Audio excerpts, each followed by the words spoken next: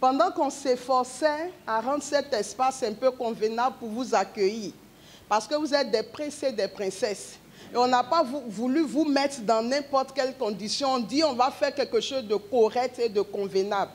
Et pendant qu'on le faisait, ma fille avec qui j'étais, elle me rend un témoignage et je lui ai dit que je vais rendre ce témoignage aujourd'hui. Elle a dit qu'elle habitait dans une maison à Bobo, ce sont les maisons en bande, et un de ses voisins était d'une autre nationalité.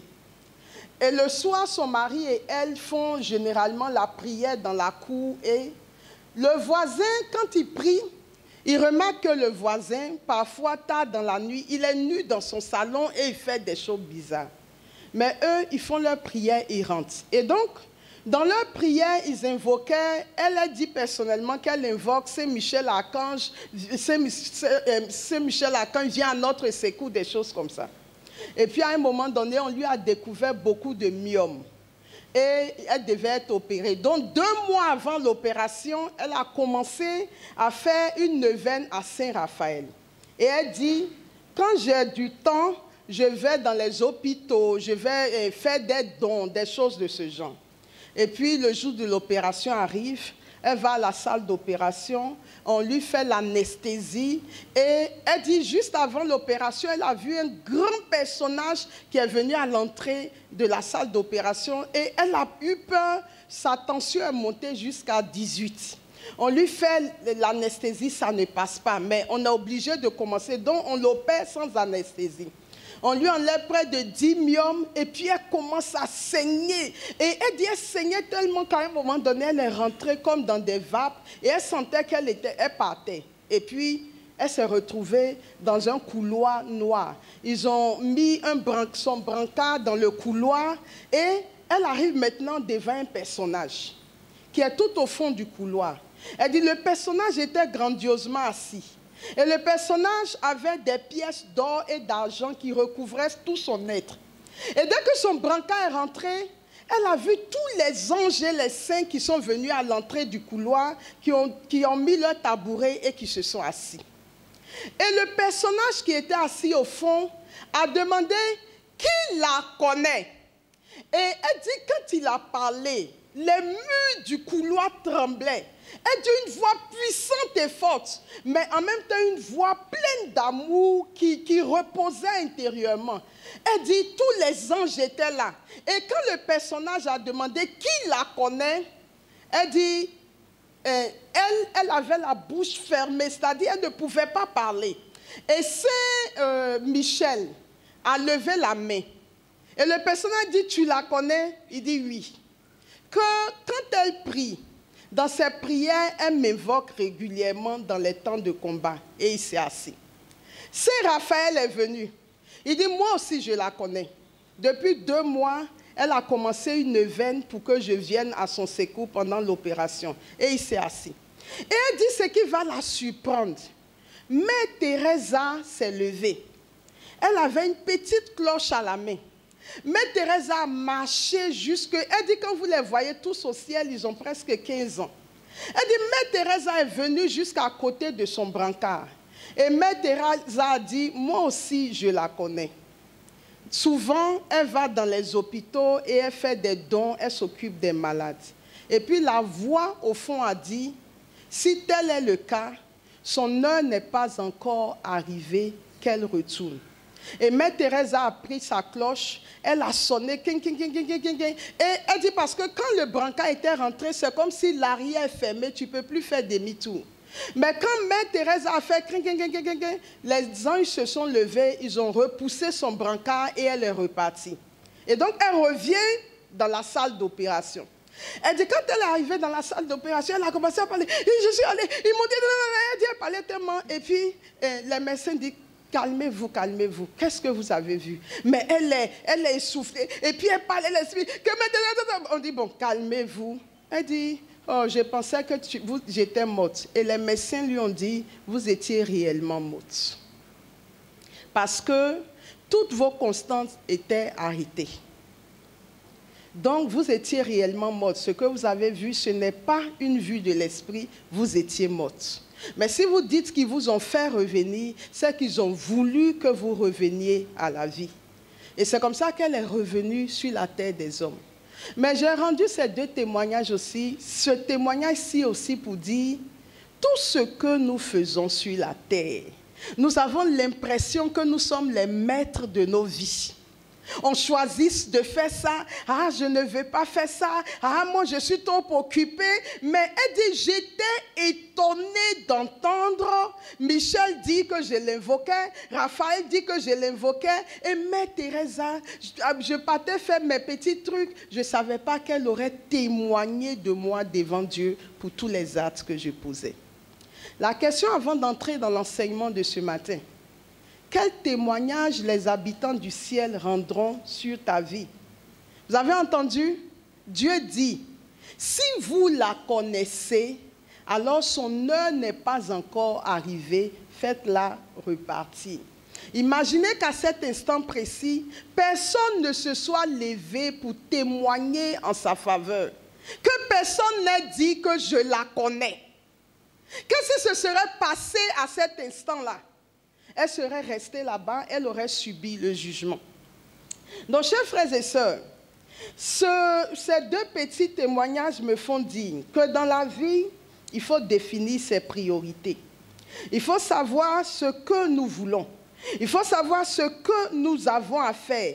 Savoir là où nous voulons être. Savoir qu'est-ce que je mets en priorité, qu'est-ce qui vient en second plan, qu'est-ce qui vient en troisième plan. Mais on ne peut pas tout mettre sur le même pied d'égalité. Il y a des priorités et il y a la priorité des priorités. Alors, pour entrer donc dans l'enseignement de ce matin, je voudrais que nous commencions par voir Jésus, la vie de prière de Jésus. Avant d'arriver à la nôtre, je veux que nous jetions un coup d'œil rapide sur la vie de prière de Jésus. Mais avant de voir sa vie de prière, posons-nous la question de savoir qui est Jésus. Si je posais la question dans cette assemblée, tout le monde me dira Jésus est le Fils de Dieu.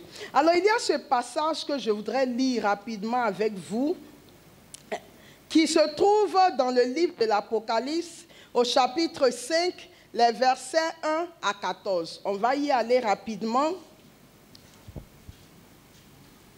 J'ai vu dans la main droite de celui qui siège sur le trône un livre en forme de rouleau, écrit au-dedans et à l'extérieur, scellé de 7 sceaux. Puis j'ai vu un ange plein de force qui proclamait d'une voix puissante.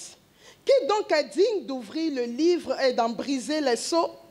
Mais personne au ciel, sur terre ou sous la terre ne pouvait ouvrir le livre et regarder. Je pleurais beaucoup parce que personne n'avait été trouvé digne d'ouvrir le livre et de regarder. Mais l'un des anciens me dit, ne pleure pas. Voilà qu'il a remporté la victoire, le lion de la tribu de Juda, le rejeton de David. Il ouvrira le livre aux 7 sceaux. Et j'ai vu entre le trône les 4 vivants et les anciens un agneau debout comme égorgé. Ses cornes étaient au nombre de 7, ainsi que ses yeux qui sont les 7 esprits de Dieu envoyés sur toute la terre. Il s'avança et prit le livre dans la main droite de celui qui siégeait sur le trône. Quand l'agneau eut pris le livre, les 4 vivants et les 24 anciens se jetèrent à ses pieds. Ils tenaient chacun une cithare et des coupes d'or pleines des parfums qui sont les prières des saints. Ils chantaient ce cantique nouveau, tu es digne de prendre le livre et d'en ouvrir les sceaux, car tu fus immolé, rachetant pour Dieu par ton sang des gens de toute tribu, langue, peuple et nation. Pour notre Dieu, tu en as fait un royaume et des prêtres, ils régneront sur la terre. Alors j'ai vu et j'ai entendu la voix d'une multitude d'anges qui entouraient le trône, les vivants et les anciens. Ils étaient des myriades par milliers de milliers. Ils disaient d'une voix forte, « Il est digne, l'agneau immolé, de recevoir puissance et louange, sagesse et force, honneur, gloire et richesse. » Toute créature dans les cieux et sur la terre, sous la terre et sur la mer, et tous les êtres vivants qui s'y trouvent, je les entendis proclamer, à celui qui siège sur le trône et à l'agneau, la louange et l'honneur, la gloire et la souveraineté pour les siècles des siècles. Et les 4 vivants disaient Amen. Et les anciens se jetaient devant le trône et se prosternaient devant l'agneau. Parole du Seigneur. Celui dont nous allons parler maintenant, nous le connaissons, c'est le lion de la tribu de Juda, le Fils du Dieu vivant, c'est l'Emmanuel, Dieu parmi nous. C'est celui qui s'élève dans les cieux et c'est celui qui a racheté au prix de son sang tous les hommes sur la terre. C'est celui qui nous a donné le salut et qui est assis à la droite de Dieu et qui continue à intercéder pour nous. Et dans le prologue de Jean, Jean chapitre 1, versets 1 et 2, il est dit, « Au commencement était le Verbe, et le Verbe était avec Dieu, et le Verbe était Dieu. Il était au commencement auprès de Dieu, c'est par lui que tout est venu à l'existence, et rien de ce qui est fait ne s'est fait sans lui. » Nous parlons d'un Dieu glorieux. Nous parlons d'un Dieu puissant. C'est ce Dieu-là qui décide de s'incarner sur la terre. Alors, en parlant de lui, je pense que nous tous mis ensemble, même si on devait nous refaçonner avec toutes nos grâces et nos talents, personne n'atteint le niveau, même pas le niveau de la Vierge Marie, pour dire même le niveau de Jésus de Nazareth. Et c'est ce Dieu-là qui vient sur la terre. Et quand il vient sur la terre, en principe, si nous étions sages, nous devions arrêter tous nos affairages quotidiens, nous asseoir pour voir comment est-ce que ce Dieu-là s'est comporté quand il était sur la terre. Concernant sa vie de prière dès l'enfance, un passage de l'écriture de Saint Luc au chapitre 2, les versets 41 à 52 me parle profondément. Chaque année, les parents de Jésus se rendaient à Jérusalem pour la fête de la Pâque. Quand il eut 12 ans, est-ce que parmi nous ici, quelqu'un a 12 ans? Ils sont en haut, d'accord? Donc ce qu'on dit, c'est déjà plus que notre âge, d'accord? Quand il eut 12 ans, il montait en pèlerinage suivant la coutume à la fin de la fête. Comme il s'en retournait, le jeune Jésus resta à Jérusalem à l'insu de ses parents. Pensant qu'il était dans le convoi des parents, il fit une journée de chemin avant de le chercher parmi leurs parents et connaissances. Ne le trouvant pas, ils retournèrent à Jérusalem en continuant à le chercher. C'est au bout de 3 jours qu'ils le trouvèrent dans le temple, assis au milieu des docteurs de la loi. Il les écoutait et leur posait des questions. Et tous ceux qui l'entendaient s'extasiaient sur son intelligence et sur ses réponses. En le voyant, ses parents furent frappés d'étonnement. Et sa mère lui dit, « Mon enfant, pourquoi nous as-tu fait cela? Vois, comme ton père et moi, nous avons souffert en te cherchant. » Il leur dit, « Comment se fait-il que vous m'ayez cherché? Ne saviez-vous pas qu'il me faut être chez mon père? » Mais ils ne comprirent pas ce qu'il leur disait. Il descendit avec eux pour se rendre à Nazareth et il leur était soumis. Parole du Seigneur. Alors, ce passage que nous venons de dire nous révèle quelque chose de très fort. Jésus monte à Jérusalem avec ses parents et puis il reste là-bas. Ses parents le cherchent sans le trouver. Et le jour où il le trouve, ses parents sont étonnés que Jésus ait pu faire ça. Et Jésus est étonné que ses parents soient étonnés de le trouver dans le temple. Ça signifie quoi? Joseph et Marie étaient dans une dynamique d'une vie de famille où quand on finit, il faut qu'on rentre ensemble à la maison. Et toi, un enfant, tu ne peux pas prendre sur toi de rester sans nous informer. Et puis d'ailleurs, qu'est-ce que tu fais au temple?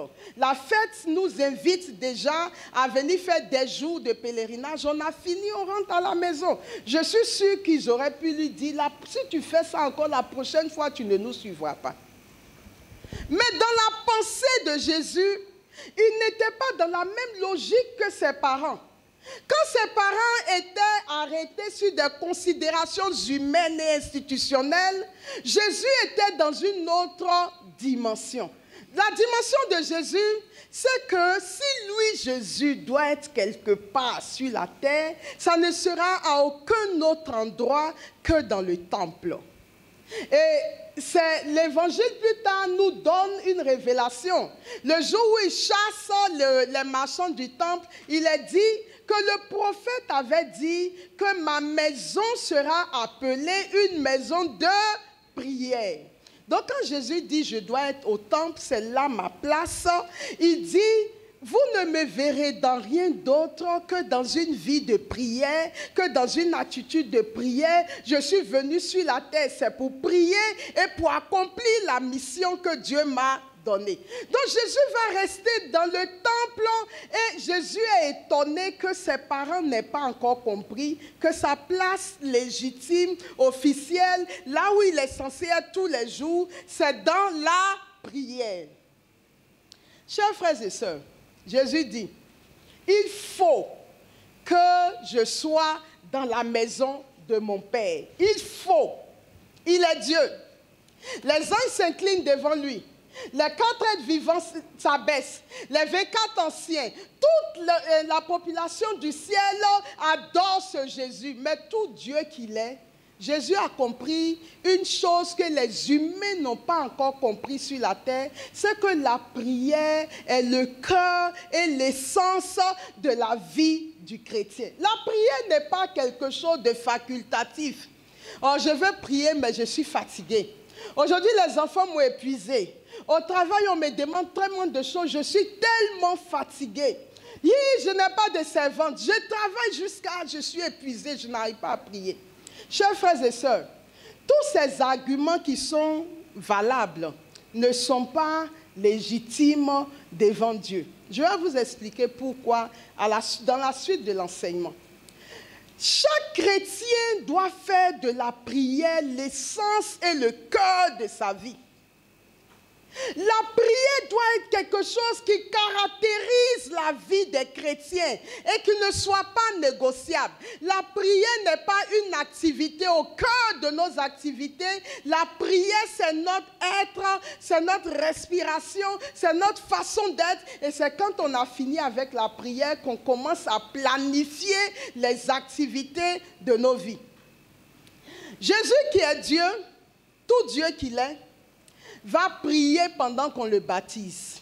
Il a tellement prié que la parole de Dieu dit, je suis obligé d'aller maintenant un peu vite à cause du temps. Il a tellement prié que la parole de Dieu dit que sa prière a déchiré les cieux lors de son baptême. Qu'est-ce qui se passe lors de nos sacrements? On est préoccupé par les tenues vestimentaires, l'organisation de la fête. Le sacrement même que nous allons recevoir. Combien pendant le sacrement sont en prière et connectés à Dieu? Mais Jésus l'était lors de son baptême. Au point où les cieux ont été déchirés et la voix du Père s'est fait entendre. Tout Dieu qu'il est. Jésus va continuer à prier avant de choisir ses disciples, ses apôtres. La Bible dit que toute la nuit durant, je vous donne juste les références, et vous aurez le temps de lire à la maison. Alors pour son baptême, c'est Luc le chapitre 3, verset 21. D'accord? Avant de choisir ses apôtres, c'est Luc le chapitre 6, verset 12 à 16. Jésus va prier toute la nuit. Attendez, lui qui est Dieu, qui sonde les profondeurs des hommes, il va prier toute la nuit pour que son Père lui dise quelles sont les personnes avec qui il va bâtir le royaume. Nous les humains qui ne voyons pas loin, nous sommes capables de faire « Ah Seigneur, vraiment guide-moi dans le choix de mes collaborateurs » et puis on les choisit. Mais Jésus va prier toute une nuit avant de les choisir. Quand Jésus finit les miracles, la Bible dit il se retire toujours dans les lieux déserts pour aller prier. Donc Jésus est un homme de prière. Il ne nous demande pas quelque chose qu'il ne connaît pas lui-même. Jésus est quelqu'un qui prie et qui intercède. D'accord? Un jour, Jésus devait poser une question à ses disciples. Selon vous, qu'est-ce que les gens disent que je suis? Et vous, qui vous dites que je suis? Est-ce que vous savez que même pour ça, il allait prier avant de poser la question? Luc, chapitre 9, versets 18 à 22. Moi, souvent, je prends mon téléphone, j'appelle quelqu'un. Qu'est-ce que tu penses de telle chose que j'ai eu à faire? Là, je viens de découvrir que Jésus, même pour poser cette question, il va se retirer dans un lieu désert pour aller prier. Pour que la réponse qui sera donnée soit la réponse qui est celle de Dieu, puisqu'il en tiendra compte pour faire avancer les choses. Lors de la transfiguration, Luc le chapitre 9, versets 28 à 29, Jésus va sur la montagne pour prier. D'accord? Et Jésus va dire à Pierre, Pierre, Satan t'a réclamé, toi et les disciples, pour vous passer au crible, mais j'ai prié pour toi, afin que lorsque tu seras affermi, que tu puisses affermir tes frères.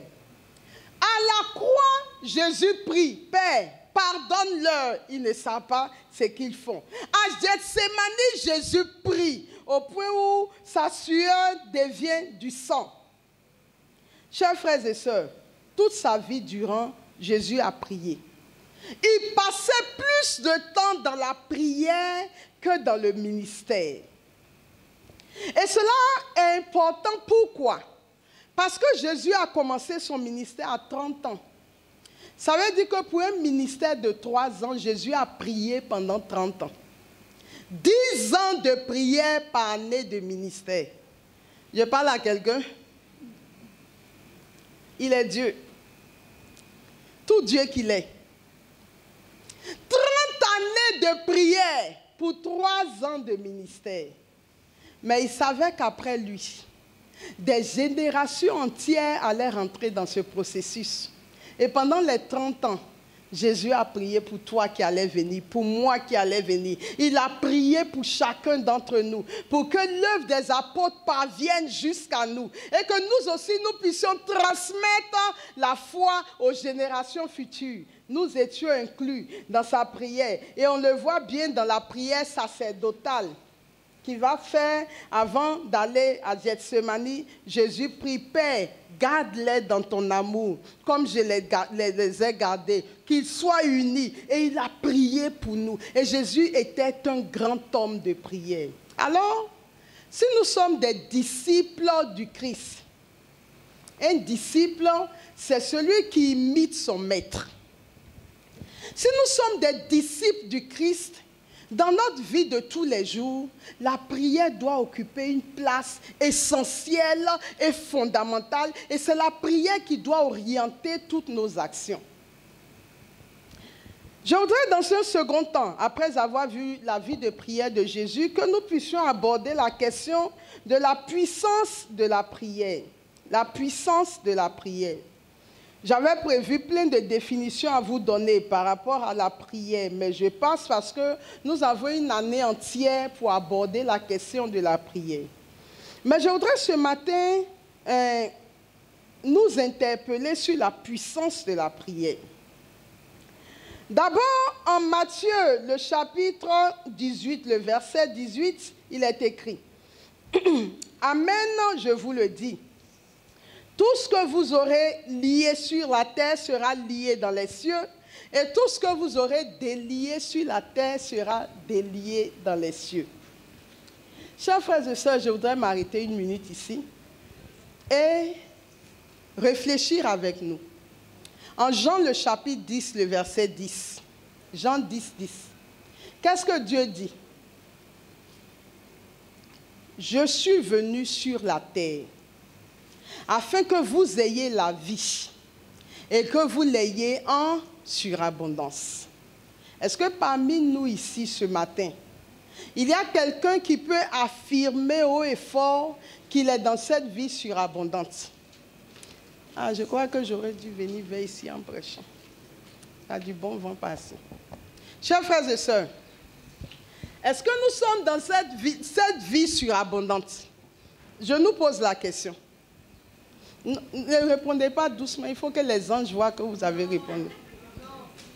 Est-ce que Jean chapitre 10, le verset 10, je suis venu pour que vous ayez la vie et que vous l'ayez en surabondance, est-ce que nous sommes dans cette dynamique?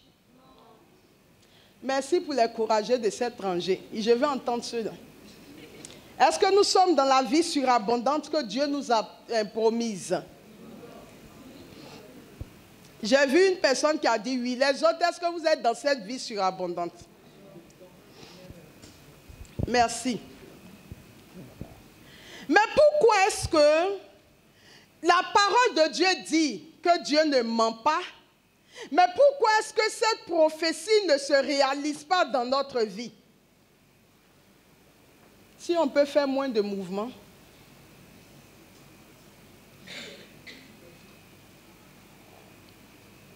Alléluia. Amen. Nous sommes ensemble. Alléluia. Amen. Ceux de derrière les jeunes, ça va? On est ensemble? Pourquoi est-ce que Dieu nous a créés, il nous a envoyés sur la terre dans sa pensée. En nous envoyant sur la terre, il a dit aux anges, il a dit aux saints, il a dit aux 4 êtres vivants, il a dit aux séraphins, il a dit aux chérubins, il a dit au trône, il a dit aux dominations, il a dit aux vertus, il a dit aux puissances, il a dit aux principautés, il a dit aux archanges et aux anges que je les envoie sur la terre, mais j'ai une promesse pour eux et vous verrez quand ils iront sur la terre, ils auront une vie, ils vont mener une vie, ils vont vivre en abondance, une vie surabondante, ils seront heureux. Pourquoi est-ce que nos vies font mentir la prophétie de Dieu? Alors que la parole de Dieu nous dit qu'il est un Dieu qui ne ment pas. Pourquoi est-ce que cette prophétie est fausse pour la plupart d'entre nous? Simplement à cause d'un principe que les chrétiens ne veulent pas mettre en application dans leur vie. Matthieu 18, 18 dit, je vous ai donné le pouvoir de marcher sur serpents, scorpions et toute la puissance de l'ennemi et rien ne pourra vous nuire. Comment est-ce que nous pouvons chasser celui qui nous rend malheureux sur la terre, qui n'est rien d'autre que le diable? Comment est-ce que nous pouvons le chasser? Le psaume 8 nous en donne un des secrets. Ô Seigneur notre Dieu, qu'il est grand ton nom, par toute la terre. Jusqu'aux cieux, ta splendeur est chantée. Écoutez bien, jusqu'aux cieux, jusqu'aux cieux. Donc quand on dit la splendeur de Dieu est chantée jusqu'aux cieux, ça veut dire que ça part d'un endroit pour arriver au ciel, n'est-ce pas? Jusqu'aux cieux, ta splendeur est chantée. Par qui? Par la bouche des enfants, des tout-petits. Rempart que tu opposes à l'adversaire, où l'ennemi se brise en sa révolte. Il y a un secret dans la vie de prière. Le problème dans la vie le secret de la vie de prière, c'est que quand tu as une âme qui prie, une âme qui s'enracine en Dieu, une âme qui tire sa source de Dieu. Audrey, tu peux me rejoindre s'il te plaît? Blaise, tu peux venir s'il te plaît? De part et d'autre.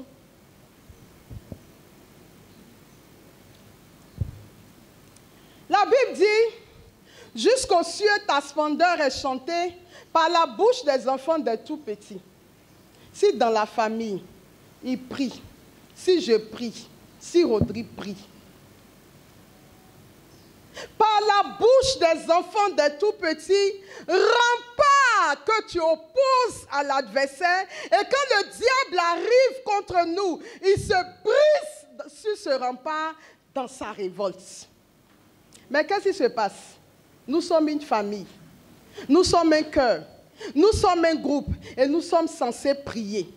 Et l'ennemi n'a qu'une mission et la Bible dit que le diable est venu sur la terre, c'est pour attaquer les enfants de Dieu et les détruire. Il n'a pas d'autre mission.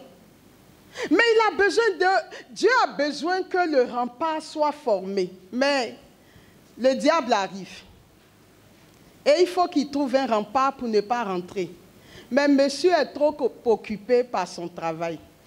Oui, oui, tu es trop occupé par ton travail. Je n'étais pas encore libéré. Le rempart diminue. Lui, il est en train de créer son entreprise et puis il y a une femme qui lui plaît. Il n'a pas le temps.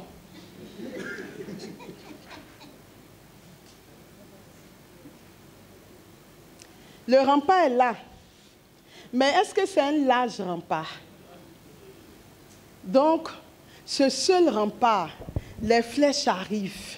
Les flèches arrivent, les flèches arrivent, les flèches arrivent. Les autres membres de la famille ne sont pas là pour renforcer le rempart, pour fortifier le rempart. Et ce rempart-là, Seigneur, je te prie pour mon mari qui est toujours au travail, qui est occupé. Je te prie pour mon fils qui est en train de faire ses affaires. Seigneur, je te prie pour les enfants qui sont à l'école. Et puis le diable dit, bon, les démons, venez qu'on ait une réunion de crise. Dans cette famille-là, ils n'ont pas le temps, mais cette seule personne-là me gêne. À quoi allons-nous occuper les femmes pour qu'elles n'aient plus le temps de prier? Vous n'avez pas trouvé bizarre que dans toutes les maisons à la fois, les servantes nous lâchent 2 semaines après? Depuis qu'on est né, les servantes ont toujours été avec nous. On marchait ensemble. Et puis tout d'un coup, quand une servante vient, elle te lâche. Une servante vient, elle te lâche. Et la plupart des femmes ont dit, j'ai tellement changé de servante, c'est bon. Moi-même, j'ai fait mes choses.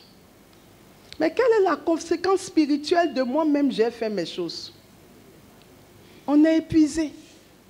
On est fatigué. Le dernier rempart s'écroule. Et la famille est fragilisée. Et vous voyez maintenant que le diable rentre dans nos maisons. Il divise. Il envoie nos jeunes dans la drogue. Il envoie les plus petits dans des choses bizarres. Les enfants sont sur les jeux. On leur inculque maintenant la mentalité de l'homosexualité, du lesbianisme. On leur dit que c'est normal. Les hommes, j'écoute de plus en plus les hommes, commencent à devenir bisexuels. Ils ont leurs femmes à la maison, mais ils ont aussi des femmes et des maris hommes dehors. C'est-à-dire, toutes les institutions sont en train d'être ébranlées.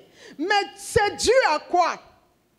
C'est dû au fait qu'il n'y a plus de rempart. Et il n'y a plus de rempart parce qu'il n'y a plus de vie de prière.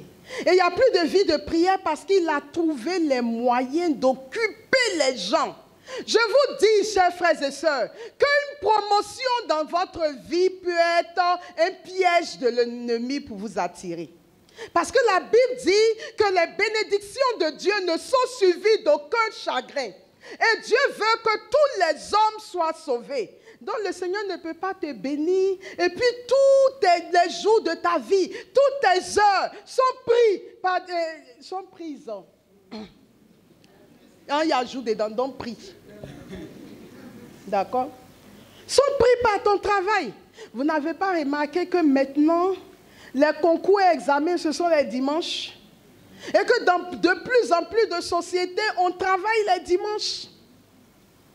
Vous n'avez pas encore compris, chers frères et sœurs, qu'il y a un problème par rapport à la vie de prière. Et que si nous ne nous levons pas, si nous n'établissons pas la prière comme une priorité dans notre vie, si nous ne décidons pas en cette fin d'année 2022 de remettre la prière dans notre vie pour gagner les victoires en 2023, vous allez voir que les choses vont aller en s'empirant. Parfois, on pense que c'est par notre intelligence qu'on réussira.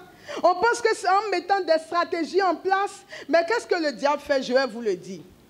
Il fragilise la vie de prière. Il attaque les familles. Et puis, qu'est-ce qu'il fait? Il mobilise les dernières énergies des parents pour s'occuper des dégâts qui se font dans la vie de la famille. Donc, il gâte. Et puis, il vient, il dit, toi, tu ne vas pas aller prier? Toi aussi. Ça, c'est le premier responsable dont tu dois t'occuper, enfin, ta première responsabilité. C'est l'éducation de tes enfants. Hein. C'est ton mari. Il faut aller prier. Déjà, il est là, regarde comment il est. Il faut le laisser pour aller prier. Tu vas voir ce qui va se passer. Il va devenir pire. Mais ce que le diable ne dit pas, c'est que c'est justement quand tu iras prier que le Seigneur te donnera la solution pour aider ton enfant et ton mari. La solution se trouve dans la prière. La solution se trouve dans la prière. Même les servantes que nous prenons, si tu as une servante et que tu pries et que tu dis à Dieu, Seigneur, celle-là, je veux que tu fasses en sorte qu'elle ne parte pas 2 semaines après, mais qu'elle fasse 5 ans avec moi. Vous serez étonné de voir qu'elle va rester. La prière résout les problèmes. La prière sauve les enfants. La prière sauve la famille. La prière aide dans le travail. La prière est le socle et la source de tout ce que nous sommes appelés à faire. Nous nous agitons beaucoup. Nous dépensons de l'énergie en disant, si j'en fais un peu plus, peut-être que ça ira. Mais je peux vous dire quelque chose. Quelqu'un peut s'asseoir dans la présence de Dieu, dans une attitude de confiance, en communion et dans l'intimité avec son Dieu. Et le Seigneur lui dit, tu vois le problème de ton enfant. Tu penses que c'est de ce côté-ci. Oriente ça de tel côté. Et tu vas voir que quand tu auras orienté de tel côté, il ne fera plus ça. Elle ne fera plus ça. Ton mari ne fera plus ça. Ta femme ne fera plus ça. Ton patron ne fera plus ça. Le problème que nous avons, c'est que nous ne sommes pas en train d'aller dans la présence de celui qui sait tout, celui qui peut tout, celui qui connaît tout. Nous ne sommes pas en train d'aller dans sa présence pour lui déposer le fardeau et recevoir de lui des instructions. Mais nous travaillons dans nos têtes en disant, si je fais ça, ça ira mieux. Peut-être que j'ai perdu tel marché si je fais ça. Mais Pierre et les apôtres, qui étaient des grands pécheurs professionnels, ont péché toute la nuit sans rien prendre. Mais quand Jésus leur apparaît, il dit, jetez le filet à droite. Et la Bible dit que leur filet était tellement rempli qu'ils avaient même du mal à transporter les poissons. Ne permettez pas au diable de vous distraire. Ce n'est pas lui qui doit orienter vos vies. C'est Dieu qui donne les instructions. C'est Dieu qui doit nous dire ce que nous devons faire. C'est Dieu qui doit nous dire, va de tel côté, ne fais pas ça, oriente ta vie comme ça. C'est au pied de Jésus de Nazareth que nous recevons les chemins de la vie. Et donc si depuis des années, il nous a promis la vie en abondance et que nous ne sommes pas en train d'avoir cette vie en abondance, que quelqu'un dise ce n'est pas sa faute. Je veux entendre quelqu'un dire ce n'est pas sa faute. Mais c'est la faute de qui? C'est ma faute. C'est ma faute. Le rempart doit être bâti par la bouche des enfants des tout petits. Rempart que tu opposes à l'adversaire où l'ennemi se brise en sa révolte. Mais chez nous, quand l'ennemi est révolté, il dit, je m'en vais dans la famille tant. L'ennemi vient, il ne trouve pas de rempart jusqu'à viens. Il s'installe dans le salon. Du salon, maintenant, il se promène dans la maison. Où est la chambre des enfants? Où est la chambre de monsieur et madame? Je viens voir les beaux-parents. Chers frères et sœurs, ne lui donnons pas des autorisations que Dieu ne lui a pas données. Matthieu 18, 18. Je vous ai donné le pouvoir de marcher sur serpents, scorpions, sur Satan, toute la puissance de l'ennemi, et rien ne pourra vous nuire. Je vous inviterai à la maison à lire le psaume 149. Le psaume 149. Chantez au Seigneur un chant nouveau, louez-le dans l'assemblée de ses fidèles. En Israël, joie pour son Créateur, en Sion, allégresse pour son roi. Dansez à la louange de son nom, jouez pour lui tambourins et cithars. Car le Seigneur aime son peuple, il donne aux hommes l'éclat de la victoire.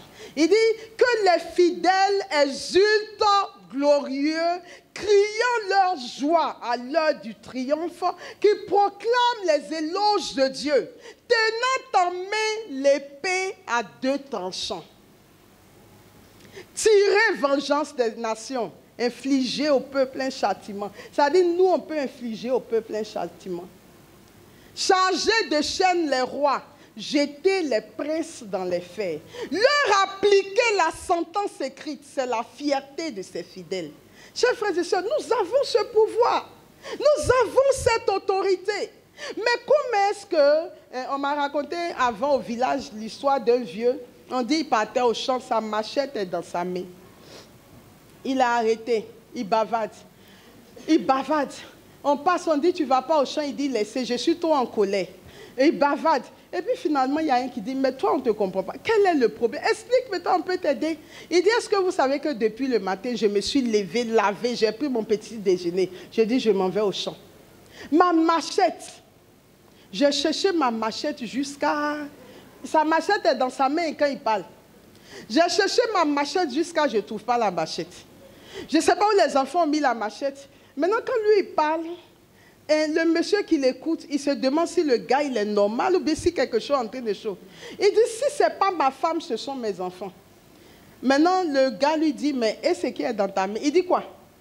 Et puis maintenant, il regarde. Ça est la machette, même il explique son affaire qui lui fait mal. Il a la machette en main depuis le matin. Mais il ne sait pas où est la machette.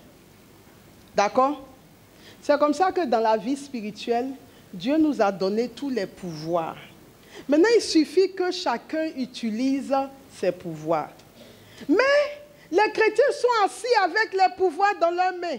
Oui, Seigneur, la victoire est là dans leurs mains. Seigneur, je ne comprends pas pourquoi tu m'envoies sur la terre, tu ne me bénis pas, tout ce que je fais, ça ne marche pas, ça fait des années que je prie. Dieu dit, mais est-ce l'autorité que je t'ai donnée? D'accord? Donc, chers frères et sœurs, il nous faut changer de façon de faire. L'Africain aime savoir qui est à l'origine de son problème. Mais ce matin, j'ai envie de dire à quelqu'un, s'il y a un sorcier dans ta vie, c'est toi. C'est toi-même ton propre sorcier. Qui pense que les sorciers le fatiguent? Parce que j'ai dit ça, je ne verrai plus de doigts. Si un sorcier te fatigue, tu es plus sorcier que le sorcier. Tu es plus sorcier que le sorcier et je le pense vraiment. Pourquoi? Ce que le sorcier sait faire, c'est d'attaquer, de tuer. Et en cette fin d'année, ils sont en train de s'activer.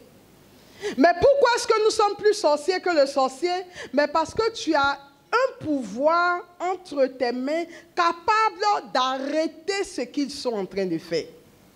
Tu as le pouvoir, l'autorité, la capacité de freiner, de neutraliser, de détruire et d'envoyer la confusion et la honte dans leur camp. Pour que tu rentres en 2023 triomphalement. Mais tu dis non, ce pouvoir, je ne vais pas les laisser. Je préfère que les sorciers fassent ce qu'ils ont à faire. Comme ça, on saura qu'ils sont mauvais. Mais tu es sorcier parce que tu veux laisser tes enfants orphelins. Tu es sorcier parce que tu veux laisser ton mari ou ta femme veuve. Tu fais plus de mal que le projet du sorcier. Or, si tu te lèves dans la prière, un pouvoir que tu as, tu peux arrêter les pièges de l'ennemi. Jésus dit qu'il nous faut prier sans nous décourager. Et prier jusqu'à remporter la victoire. Luc chapitre 18, versets 1 à 8. Luc chapitre 18, versets 1 à 8. C'est l'histoire de la veuve qui va importuner le juge. Et à partir du verset 6, Jésus dit, et le Seigneur ajouta, écoutez bien ce que dit ce juge dépourvu de justice. Et Dieu ne ferait-il pas justice à ses élus, qui crient vers lui jour et nuit? Les fait-il attendre? Je vous le déclare, bien vite, il leur fait justice. Cependant, le Fils de l'homme, quand il viendra, trouvera-t-il la foi sur la terre? Chers frères et sœurs, je voudrais, en sortant d'ici, si vous n'avez rien retenu, retenez une seule chose. Je voudrais que cette année, nous fassions l'expérience de prier jusqu'à obtenir la victoire. C'est-à-dire, tu ne lâches pas. On ne sera pas les premiers dans la Bible. Jacob a dit à Dieu, je ne te lâcherai pas tant que tu ne me bénis pas. Et Dieu aime ce genre de personnes. Il a changé le nom de Jacob. Il lui a donné le nom d'Israël. Au point où aujourd'hui, nous sommes devenus les fils d'Israël. Parce qu'il a résisté, il a tenu. Il dit, je ne pars pas tant que tu ne me bénis pas. Chers frères et sœurs, pourquoi nous ne faisons pas ça avec Dieu? Prenons un sujet qui nous tient à cœur. Seigneur, je serai sur ce sujet jusqu'à ce que tu me bénisses. Nous pouvons le faire. Jésus lui-même dit, ne vous découragez pas quand vous priez. Continuez, insistez, restez là, priez, insistez. Il dit, Dieu finira par vous répondre. Ce n'est pas un ange qui a dit, ce n'est pas un saint, c'est Jésus lui-même. Il est Dieu et il sait de qui il parle. Il dit, il finira par vous répondre. Mais il dit, quand le Fils de l'homme reviendra, trouvera-t-il la foi sur la terre? Dans la spiritualité actuelle de notre monde où tout à la va-vite, maintenant il y a des appareils pour piler le foutou, il y a des appareils pour faire cuire rapidement le riz, il y a les mixeurs. Vous vous rappelez avant quand on s'asseyait devant les cailloux, pour faire aubergine. Maintenant, dans le mixeur, tu appuies tchou. La spiritualité, elle va vite. Cette spiritualité nous crée des problèmes sur le plan spirituel. Parce qu'on est pressé aussi, on voudrait appuyer un bouton et puis Dieu répond et puis on passe à autre chose, on appuie, Dieu répond. Le Seigneur dit, il n'en sera pas ainsi concernant les choses du royaume. Si la vie vous facilite la tâche pour tout, dans les choses spirituelles, vous apprendrez à durer dans la prière, à prier sans vous décourager, à rester dans ma présence. Mais les victoires que vous aurez acquises, ce seront des victoires définitives. Ça ne sera pas des victoires à la va-vite. D'accord? Parce que le mixeur que tu as pu vivre, qui sait ce que les ondes apportent aux aliments qu'on met dans la casserole et qu'on va manger? Personne. On développe des maladies bizarres. Les enfants maintenant ont des cancers, des insuffisances rénales. Avant, nos parents ne connaissaient pas tout ça. Je ne dis pas que c'est mauvais. Mais en spiritualité, il n'y a pas de va-vite. Il faut apprendre à demeurer dans la prière. Je vais passer au dernier point. Mais je voudrais nous dire, chers frères et sœurs, que la vie de prière est un engagement qu'on prend. Et on reste fidèle à son engagement. Pourquoi est-ce que, à votre avis, quand les gens se marient, Dieu leur dit soyez fidèles. Quand les gens se consacrent, Dieu leur dit soyez fidèles. Parce que Dieu sait que l'être humain ne se bâtit que sur la base d'une fidélité. C'est quand on est fidèle à quelque chose qu'on a des résultats qui demeurent. Mais si chaque fois que ça ne va pas, je ne supporte pas et que je cherche des solutions rapides et dépannantes pour me sortir de situation, vous allez voir que votre spiritualité va avoir un problème. Les gens qui sont dans la circulation, et puis quand il y a des embouteillages, ils trichent, ils passent à côté, auront des spiritualités difficiles. Un homme qui, parce que ça ne va pas être son épouse, trouve quelqu'un d'autre dehors, aura une spiritualité difficile.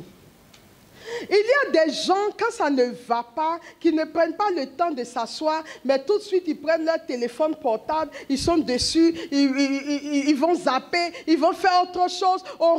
Cette personne aura une spiritualité difficile.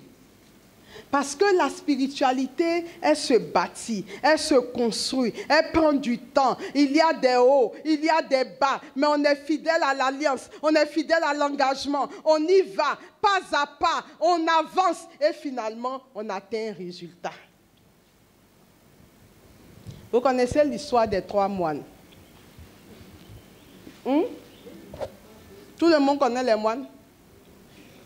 Mais 3 moines, je vous la raconte.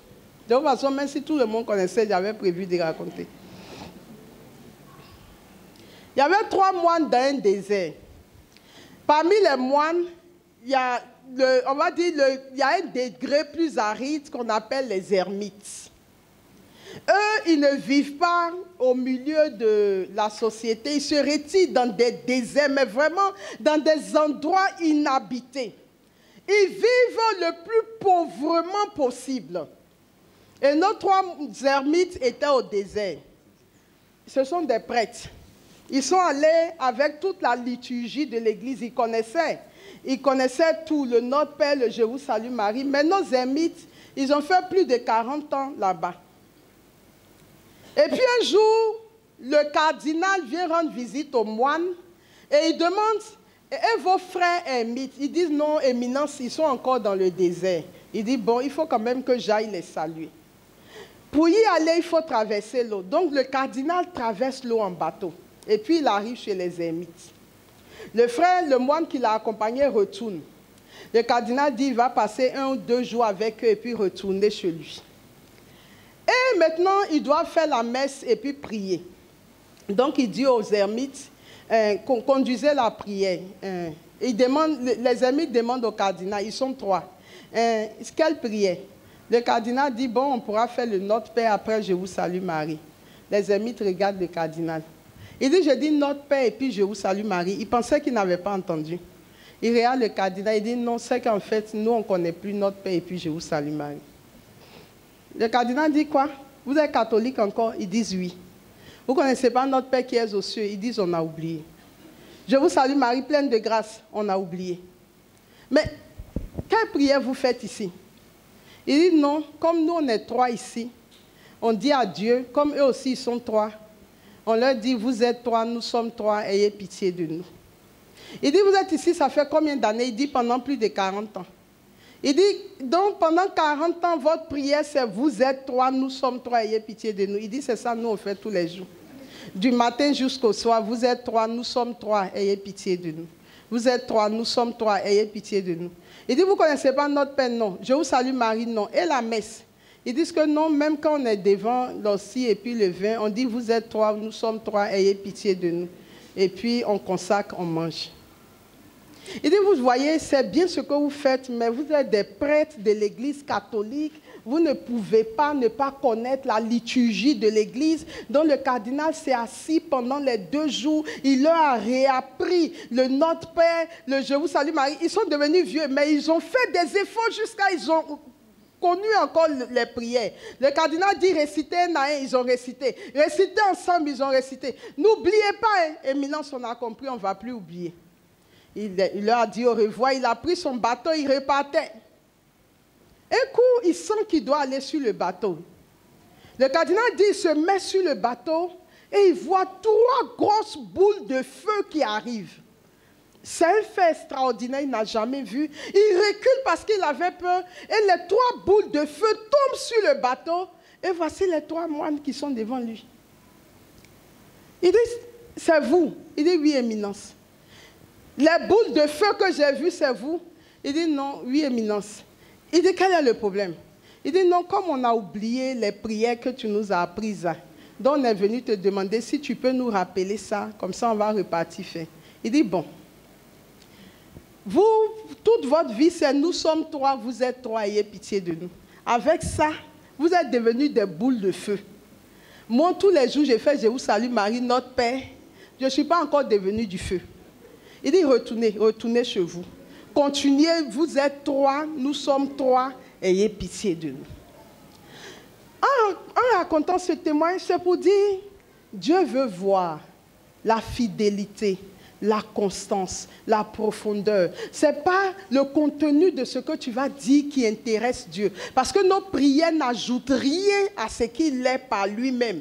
Mais la fidélité de ces moines qui, toute une journée, vous êtes 3, nous sommes 3, ayez pitié de nous. Vous êtes 3, nous sommes 3, ayez pitié de nous. Vous êtes 3, nous sommes 3.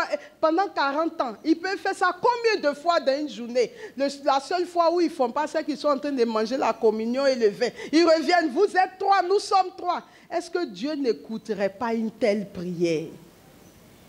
Ils sont devenus des boules de feu. Ils se déplacent, ils n'ont pas besoin d'avion ni de payer de billets. Alléluia. Amen. Nous sommes ensemble. Je finis. Dans la vie chrétienne, j'ai beaucoup parlé de la prière. Mais dans la vie chrétienne, il y a plusieurs types de prières. Et j'ai l'habitude de vous dire que dans la vie chrétienne, il y a des âges.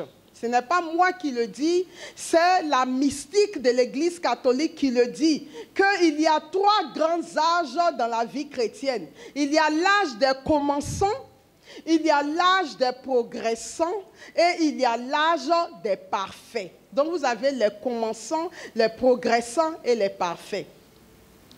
Selon le niveau auquel vous êtes, il y a des prières qu'on fait quand on est commençant, il y a des prières qu'on fait quand on est progressant, et il y a des prières qu'on fait quand on est parfait. Mais vous ne pouvez pas demander à quelqu'un qui est parfait de faire une prière des commençants, ni à un commençant de faire une prière des parfaits. Je voudrais ce matin, je vais juste les énumérer, et au cours de l'année, nous allons décortiquer toutes ces formes de prière pour que vous soyez enseignés et que vous soyez efficaces dans votre vie de prière. La catégorie des prières pour aller à la recherche de Dieu. Les prières qu'on fait pour aller à la recherche de Dieu. Il y en a 7. La prière simple. Je les énumère simplement. La prière simple, la prière d'abandon, la prière d'examen, la prière des larmes, la prière de rénonciation, la prière de formation et la prière d'alliance. La prière simple, je ne vais plus dire prière après pour que vous puissiez noter le mot. Dans le premier, 1, prière simple. 2, d'abandon. 3, d'examen. 4, des larmes. 5, de rénonciation. 6, de formation. 7, d'alliance. C'est bon pour tout le monde ou je dois répondre encore? Une dernière fois. Simple, abandon, examen. D'autres, c'est maintenant, ils écrivent. Larmes, rénonciation, formation, alliance. C'est bon? La prière pour entrer et demeurer dans l'intimité de Dieu. Les types de prières pour entrer et demeurer dans l'intimité de Dieu. 1. La prière d'adoration. 2. La prière de repos.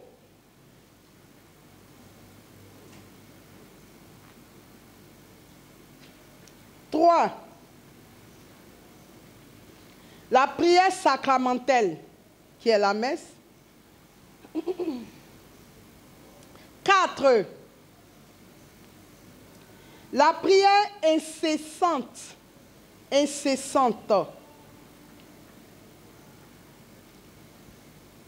5. La prière du cœur ou l'oraison. La prière du cœur ou l'oraison. 6. La prière de méditation ou la lectio divina. 7.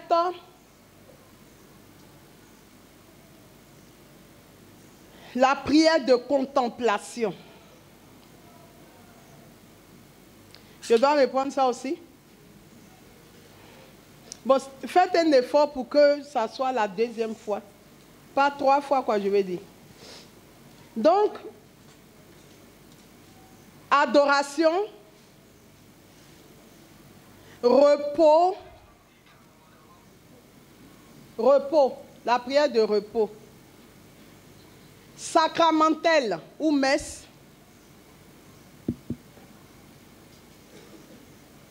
incessantes. C'est ce qu'on appelle les prières éjaculatoires. Incessantes. Prière du cœur ou l'oraison.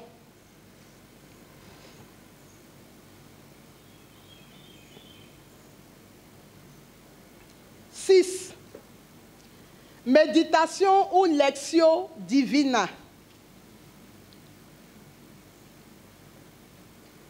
C'est bon?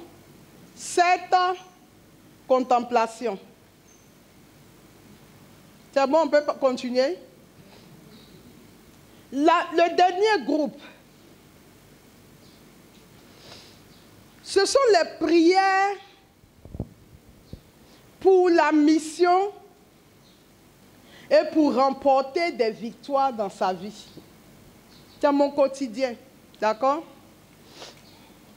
C'est-à-dire, j'ai cherché Dieu, je l'ai trouvé, maintenant je sors pour la mission. 1. La prière de l'ordinaire. La prière de l'ordinaire. 2. La prière de demande. 2. La prière de demande. 3. La prière d'intercession. Vous voyez bien qu'il y a demande à part et il y a intercession à part. 3. La prière d'intercession. 4. La prière de guérison.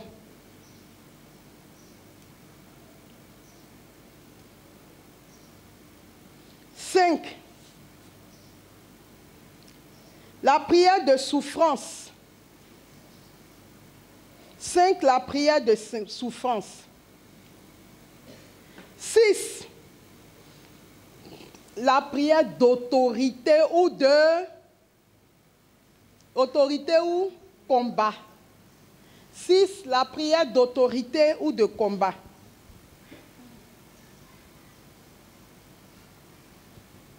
7. La prière radicale.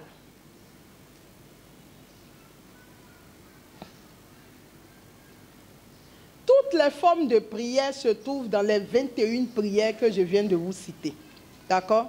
Et donc, on aura le temps de vivre chaque prière. Mais pour l'instant, vous devez savoir que nous entrons dans une année où la prière sera au cœur de notre cheminement. Parce que l'objectif, c'est de faire des chrétiens affermis dans la prière, qui marchent de façon victorieuse et qui sont capables de faire bouger les lignes sur le plan spirituel. C'est-à-dire que quand le diable planifie quelque chose, si les chrétiens se lèvent et prient, que ce soit dans leur propre vie, que ce soit pour leur pays, que ce soit dans leur famille, les choses vont changer. Et cette année, Dieu m'a dit, je veux que mes enfants prient. Prient pour faire changer les choses. Et c'est la raison pour laquelle nous avons retenu la prière comme le premier pilier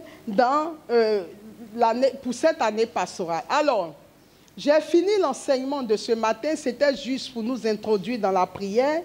Je voudrais finir avec ce qui me tient le plus à cœur. Nous n'avons pas le droit de rester là où nous sommes. Nous avons la possibilité de faire changer nos vies, d'évoluer dans nos vies en devenant des hommes et des femmes de prière. Nous avons la responsabilité de protéger nos enfants, nos biens, etc.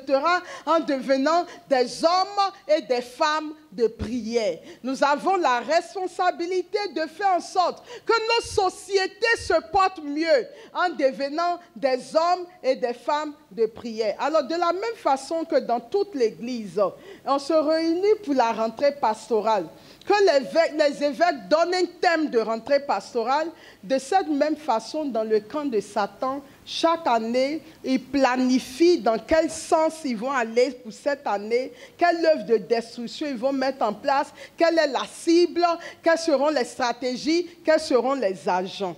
Donc, si en année pastorale, nous aussi, nous nous fixons des objectifs spirituels dans la prière, vous allez voir qu'ils ont fait leur planification, mais nos prières vont venir déprogrammer tout ce qu'ils ont pu mettre en place. Et nous, les chrétiens, nous irons de victoire en victoire chaque année et nos familles se porteront mieux. Nous allons donc débuter un cheminement à partir de ce mardi. Et le cheminement que nous allons débuter, c'est comment prier jusqu'à rentrer dans le Saint des Saints. Et quand vous arrivez dans le Saint des Saints, vous êtes sûr que Dieu vous aura entendu. J'ai appelé ce cheminement la prière du tabernacle.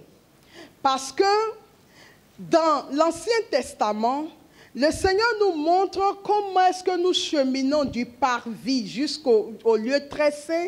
Quels sont les différents objets que nous trouvons dans le tabernacle. Et ce que je peux vous dire, chaque objet a une spiritualité et correspond à un type de prière. Le Nouveau Testament nous dit que si dans l'Ancien Testament, le temple n'existe plus, qu'il a été détruit, nous sommes... quoi? Le temple du Saint-Esprit. Nous sommes le temple du Saint-Esprit. Et donc, comment nous, en tant que chrétiens, nous pouvons développer une vie de prière avec Jésus de Nazareth jusqu'à entrer dans le cœur de Dieu pour pouvoir saisir Dieu et avoir une vie victorieuse. C'est ce cheminement que nous allons commencer à partir du mardi. Tous les mardis, je prendrai un objet du temple, je vais expliquer sa définition, sa spiritualité et comment est-ce que ça s'applique à la nouvelle alliance et comment nous, en tant que chrétiens, nous pouvons nous saisir de cet objet. Et quand je finis l'enseignement le mardi, chaque jour de la semaine jusqu'au prochain mardi, vous allez recevoir un texte, un seul passage de méditation, une brève exhortation que je vous ferai par audio et toute la journée, vous méditez le texte en question, vous écoutez la méditation et le soir, vous allez aussi recevoir une prière. Ça va nous faire prier jusqu'au 31 décembre. Parce que cette année, on doit se préparer. Parce que cette année, quand le diable viendra, le rempart doit être très serré et solide. Il doit se briser. On doit rentrer en 2023 en étant fort et en ayant neutralisé toutes les stratégies de l'ennemi. Que Dieu vous bénisse et vous garde.